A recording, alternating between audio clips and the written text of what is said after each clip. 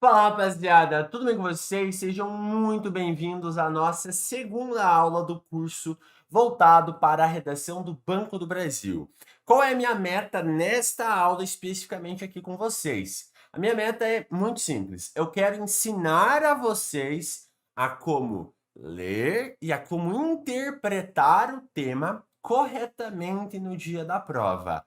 Além de mostrar para vocês que os textos motivadores eles podem ser muito mais do que meros textos ali dentro da prova. Eles podem te dar argumentos, eles podem te dar ideias, desde que você saiba lê-los. Bom, vamos lá, olha só. Aqui a gente tem a proposta cobrada em 2015 para a prova do Banco do Brasil. E o que eu quero mostrar para vocês é um passo a passo de como trabalhar com o tema. Normalmente, o que os alunos fazem, né? Eles leem todo o enunciado e depois chegam no tema, ou eles vêm direto para o tema. O que é mais interessante, tá? É ir direto para o tema. Como assim, Pedro? É vir direto para cá e ler o tema de fato que está sendo cobrado. É possível conciliar os interesses pessoais do trabalhador e os interesses da organização? Nesse caso aqui, o tema ele é uma pergunta, porque a gente tem, né, a interrogação aqui no final. Então você vai ter que escolher se sim ou se não. Se dá para conciliar ou se não dá para conciliar. Porém, às vezes o tema ele pode ser um pouquinho mais viajado. Aí o que eu recomendo para vocês, tá? Eu não recomendo vocês já começarem a fazer o texto ou vocês já começarem a quebrar a cabeça demais. Não, relaxa. Vamos fazer o seguinte. Se o tema fosse mais difícil, o que vocês fariam? Vocês viriam pros textos motivadores, tudo bem? Como esse tema ele é mais tranquilinho, o que vocês vão fazer? Vocês vão procurar, tá? A primeira coisa que eu quero que vocês façam é procurar as palavras-chave. Ou seja, é vocês procurarem aquilo que forma o núcleo daquele tema, aquilo que de fato tem algum significado aqui dentro. Por exemplo, vamos lá. É possível conciliar. Opa, aqui nós temos dois termos fundamentais. É possível conciliar os interesses pessoais do trabalhador, né? E os interesses da organização. Beleza. Agora vamos pensar o seguinte: o que pode ser um interesse pessoal do trabalhador? Esse é o ponto. O que o aluno normalmente faria? Ficaria lendo e relendo. Não. Vamos pensar assim. Vamos pensar num exemplo. O que significa o interesse pessoal do trabalhador? Ah, o interesse pessoal do trabalhador pode ser, vamos colocar aqui, pode ser, sei lá, mais lazer. O interesse pessoal do trabalhador é salários mais altos. Salários mais altos. O que mais pode ser?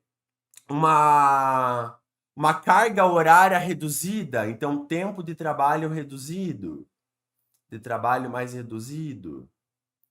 Beleza? Percebam como agora fica mais fácil de ler. Quando você olha para a palavra-chave e você pensa, tá, eu tenho um exemplo disso, talvez? Será que eu consigo exemplificar esse interesse pessoal do trabalhador? Porque fica mais fácil interpretar. Vem aqui, ó. E os interesses da organização? Que interesse pode ser esse? Cara, automaticamente o primeiro que me vem à cabeça é mais lucro. O que mais pode ser um interesse da organização? Mais produtividade. O que mais a gente poderia colocar aqui? Funcionários mais felizes? Funcionários mais felizes. Beleza, agora vamos pensar. Nós temos exemplos dos interesses pessoais do trabalhador, nós temos interesses da organização, exemplos dos interesses da organização, e agora a gente tem que voltar lá na primeira palavra-chave. É possível conciliar? O que é conciliar? Não é equilibrar? E aí? Tem como conciliar os interesses pessoais do trabalhador? Ou seja, ganhar mais dinheiro, ter mais tempo livre, ter mais lazer, ser mais feliz dentro do seu trabalho, com o interesse da organização, que quer mais produtividade, que quer lucrar mais, que quer funcionários mais felizes? Você teria que responder se sim ou se não. Eu, na minha ingenuidade, acredito que sim. Eu acho que sim. Eu acho que dá para conciliar. Mas aqui eu já estou caindo no planejamento do texto. Eu não quero falar disso agora com vocês. Eu quero mostrar o seguinte. Digamos que você não tivesse essa resposta, sim ou não. Você não tem um posicionamento ainda. O que você pode fazer? Você pode pensar, tá, eu entendi a situação que eles estão trazendo para mim aqui. Eu entendi o tema que eles querem que eu fale. Eles querem que eu fale sobre. Tem como equilibrar aquilo que o funcionário quer com aquilo que a empresa quer? Será que existe essa possibilidade? É isso que eles estão querendo trazer para você. O que você pode fazer? Texto motivador. O texto motivador, ele vai ser teu amigo nesse exato momento. Por quê? Porque se você souber lê-lo, as coisas melhoram. A situação fica mais interessante. Você perceberá o quanto, mas o quanto o texto motivador pode te oferecer de argumentação, pode te oferecer de um norte do caminho que você tem que seguir, pode te oferecer de insights que você pode ter. Segue aí comigo, olha só. Vamos pegar o texto 1 aqui para a gente dar uma olhadinha. Texto 1. A importância da gestão de pessoas nas organizações está no fato de serem elas, as pessoas, que formam a parte viva da empresa. Ou seja, diferenciam um determinado empreendimento dos demais, determinando também a qualidade do produto ou do serviço prestado. Opa. Olha só, vem aqui, ó. Está no fato de serem elas as pessoas que formam a parte viva da empresa, ou seja, diferenciam um determinado empreendimento dos demais, determinando também a qualidade do produto ou do serviço prestado. O que esse primeiro parágrafo está contando para gente? Funcionário feliz, funcionário bem, igual a qualidade no produto. Qualidade no produto. E aqui eu posso dar um exemplo fácil para vocês. Facílimo. Área da educação. Um professor bem pago, um professor feliz exercendo o seu cargo, é óbvio que a aula dele vai ser melhor. É claro que a aula dele vai ser melhor, que a aula dele vai render muito mais. Por quê? Porque ele tá bem. E esse é o ponto. É isso que eu quero mostrar para vocês. Percebam como o próprio texto tá vindo e tá trazendo pra gente uma reflexão. Cara, se o funcionário tá feliz, o produto fica numa qualidade melhor, seja lá qual for o produto. Vem aqui. Dessa forma, o empreendedor atento tem que determinar especial atenção ao capital humano. Então, olha para onde o texto está te jogando. Tá vindo, tá falando, cara, ó, o dono da empresa, ele precisa necessariamente de um empregado feliz. Ele precisa necessariamente de um funcionário satisfeito com o seu trabalho. Estará bastante inclinado ao insucesso um negócio com cujo sucesso as pessoas que o compõem não estejam comprometidas. É fácil conseguir tal comprometimento? Pensamos que não. Daí a grande importância da gestão de pessoas nas organizações. Então, olha que interessante. O próprio texto do Walter Júnior tá vindo e falando pra gente, cara, para a empresa render, para essa empresa funcionar legal, para os interesses da empresa serem cumpridos, eu preciso de um grupo de funcionários feliz com aquele trabalho, sendo bem gerido. Então, ó, basicamente, o texto está vindo e falando para você, cara, não é mais uma questão de é possível conciliar. Tem que conciliar. E aí você pode pensar, mas como? Então, olha que interessante.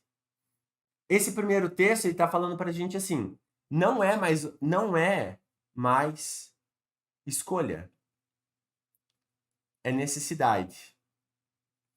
E aí, olha a pergunta que você pode fazer. Tá, como?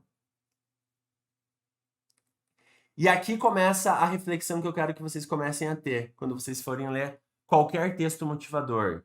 Perguntem coisas para o texto. As perguntas que vocês farão para os textos motivadores são elas que vão fazer com que esses textos sejam úteis ou sejam inúteis. Olha que sensacional isso. Aqui eu tô perguntando, como? Mas eu poderia perguntar também, por quê? Eu posso perguntar se eu quiser, e daí? Ou seja, qual a consequência disso? Eu posso perguntar, isso é um exemplo? Se eu quiser. Eu posso perguntar, eu tenho um exemplo disso? Eu tenho um exemplo?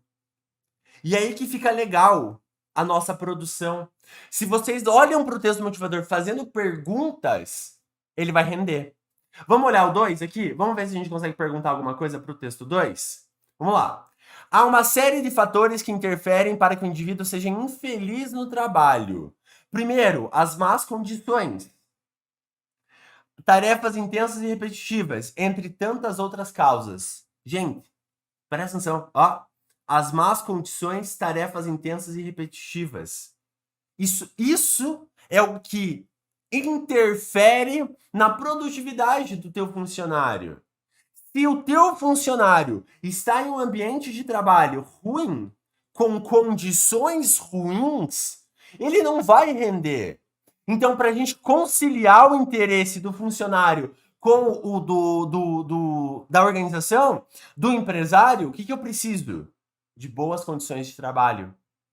Pedro, mas o que seria uma boa condição de trabalho? Um local organizado? Um local em que as demandas elas cheguem não na base do incêndio, mas elas cheguem na base do planejamento. Tipo, galera, ó, a gente tem um mês para entregar isso daqui e em um mês dá para entregar isso daqui. Não é, por exemplo, uma demanda que, brota do nada e no dia seguinte já tem que entregar. Mas ela levaria para ser uma demanda bem entregue, levaria uma semana, 2 semanas. Mas o cara tem que fazer em um dia, 2 dias. Isso é uma condição de trabalho ruim. O próprio local, ferramentas de trabalho, eu posso trazer um exemplo fácil da área da educação. Professores que não conseguem dar aulas porque não tem giz, porque não tem tinta no canetão em si, porque não tem um projetor para jogar o slide na parede, no quadro que seja, carteiras ruins, tudo isso são condições ruins de trabalho. Tarefas intensas e repetitivas. É o cara que só aperta parafuso o dia inteiro. O cara vai perder a vontade de trabalhar naquilo. Isso é evidente. Ou o cara que só fica na planilha o tempo inteiro, olhando para a planilha e nada acontece. É só a planilha o tempo todo. Depois, as razões subjetivas. Vamos continuar aqui. Quando a pessoa não se realiza dentro de determinado ofício ou ocupação, aqui é uma questão de realização própria. E aí a gente pode pensar, o que interfere nisso? Tem um exemplo? Vou dar um exemplo para vocês. É o cara que entra na empresa para fazer uma função, mas ele nunca, em momento algum, ele tem a chance ou a oportunidade de explorar novas funções dentro do seu trabalho. Cara, isso pode ser um prejuízo para a sua realização própria. Aqui, quando eu falei da questão relacionada às más condições, qual que seria a pergunta, né? Isso é um exemplo? É, com certeza. E aí a gente pode exemplificar se a gente quiser.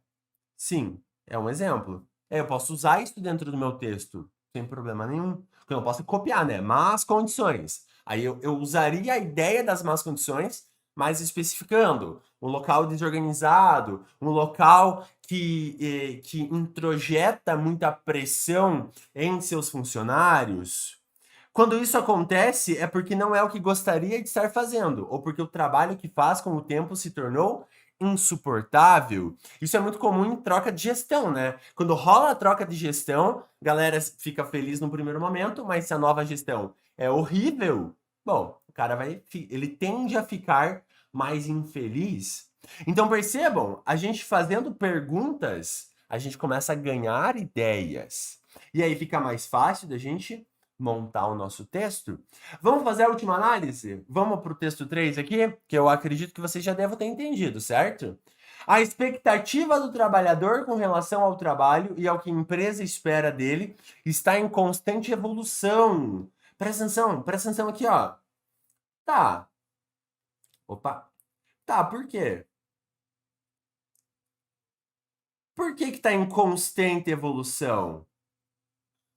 Opa, o mundo não tá mudando? A gente não está tendo essa mudança mundial o tempo inteiro, essa digitalização de todos os trabalhos, praticamente, o home office, o trabalho híbrido. Cara, é aqui que entra o ponto. É possível conciliar os interesses pessoais do trabalhador e os interesses da organização? O que o trabalhador quer? Mais tempo livre. Se eu começo a implementar um sistema híbrido, será que, de certa forma, eu não vou estar oferecendo mais tempo livre para esse trabalhador? É esse o ponto. Perceba, galera, perceba. Com uma pergunta em cima da afirmação, a gente consegue chegar em algum local, fazendo a relação com o nosso tema. Certo? Ficou bem claro isso daqui para vocês? Ficou claro que tem que perguntar coisas para o texto motivador? Espero que sim.